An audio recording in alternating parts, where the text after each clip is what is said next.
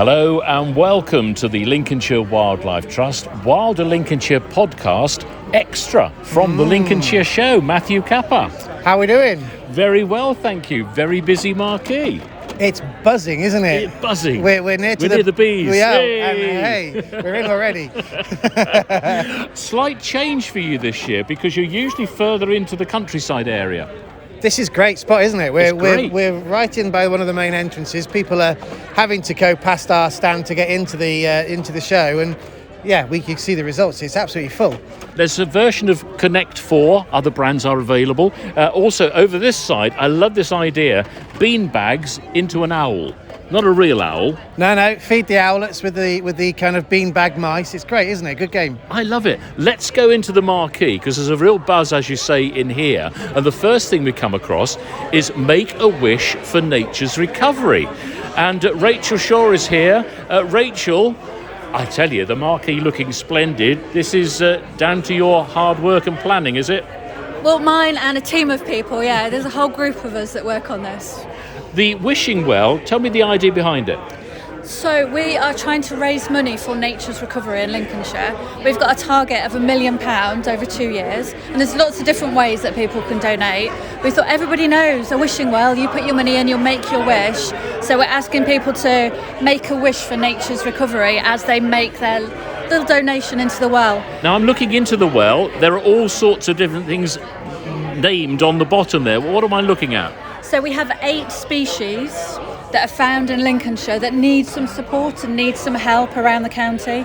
And we've got this little a little slide that you slide your money down, and you can move it around to try and get it into the segment to help the species that you want to help. Okay, right. I've got my pound in my hand. Let me have a quick look in here. I'm not quite sure which one. Now, I have been out to see the natterjack toads, so let's see if I can get a natterjack toad.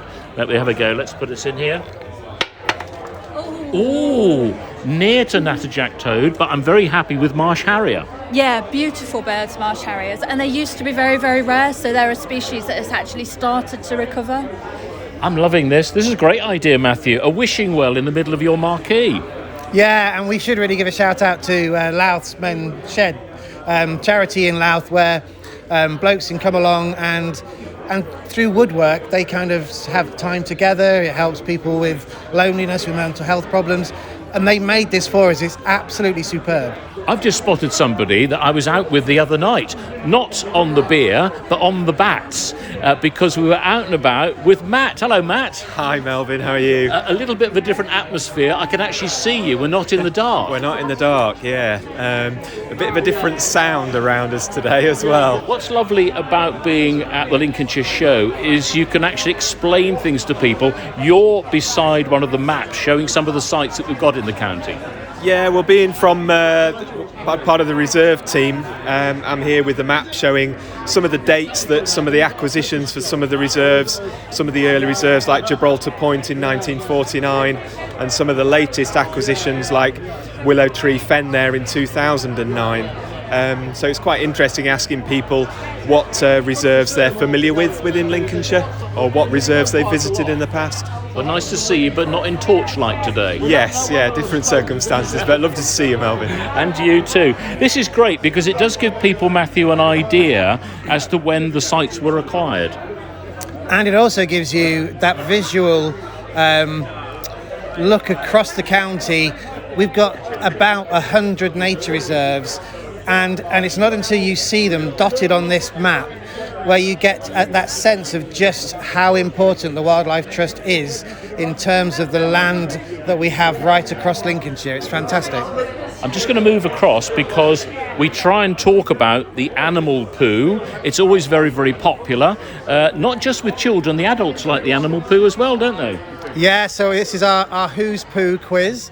You can have a go if you like. What do you reckon? Sam's in charge. Hello, Sam. Hello. Anything I should try and sort of look at clues for? So, one of the easiest ways to tell some of them apart is based on the diet of the creature. So, creatures that tend to eat a lot of meat tend to end up with a lot more squidgy poo. So it comes out in all of these weird, wonderful shapes.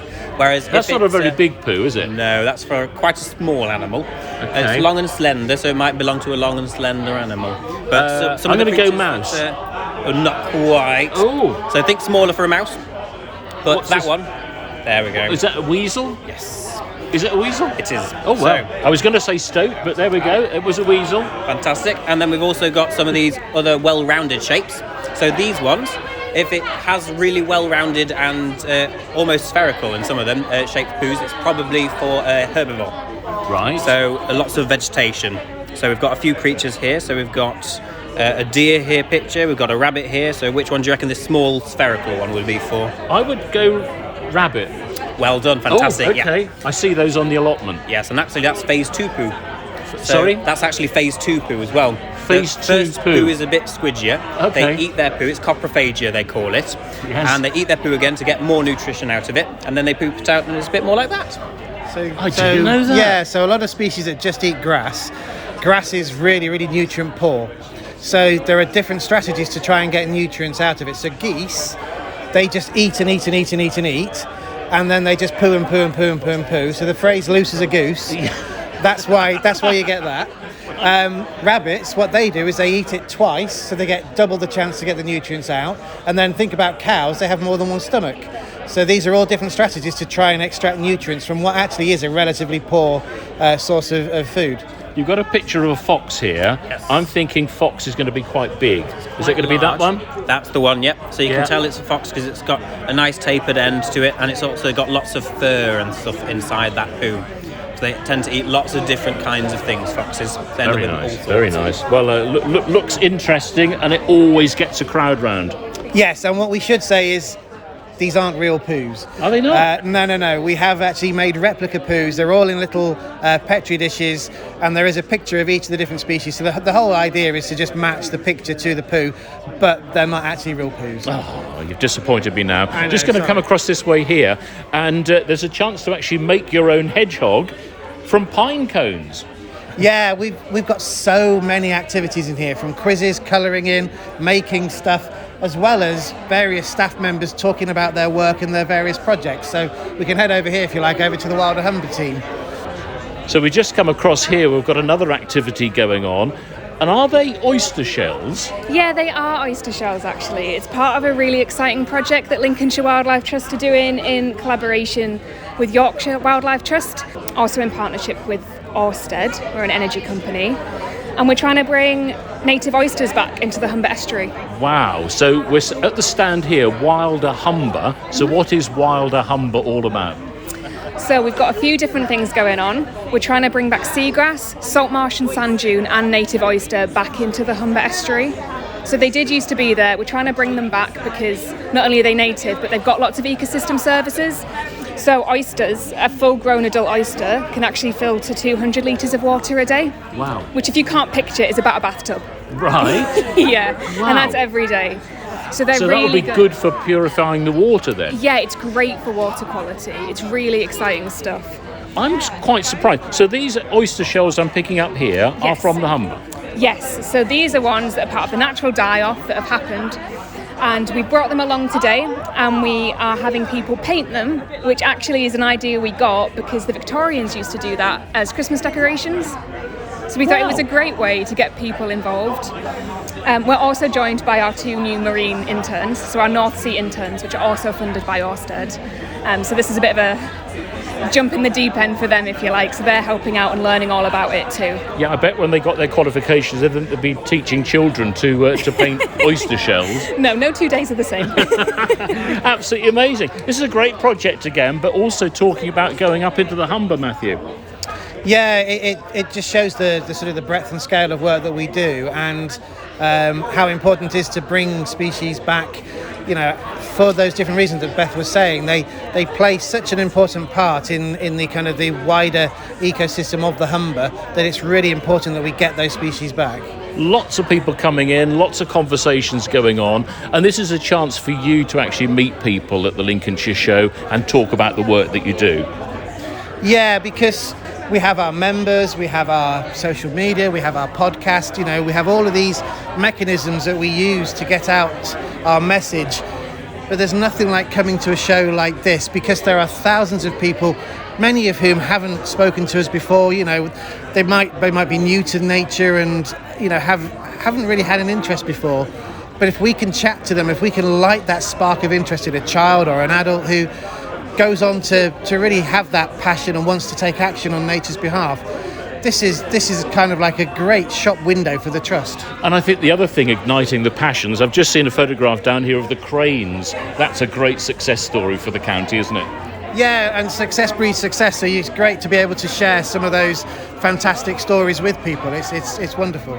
Let's just come outside the main marquee, and CEO of the Lincolnshire Wildlife Trust is Paul Leroy. Another great day, Paul. Yeah, fabulous, Melvin. Yeah, always great to be here at the Lincolnshire Show and meet so many people, members and visitors to the showground. And I think the key is explaining what the Trust does. This is a great opportunity, isn't it?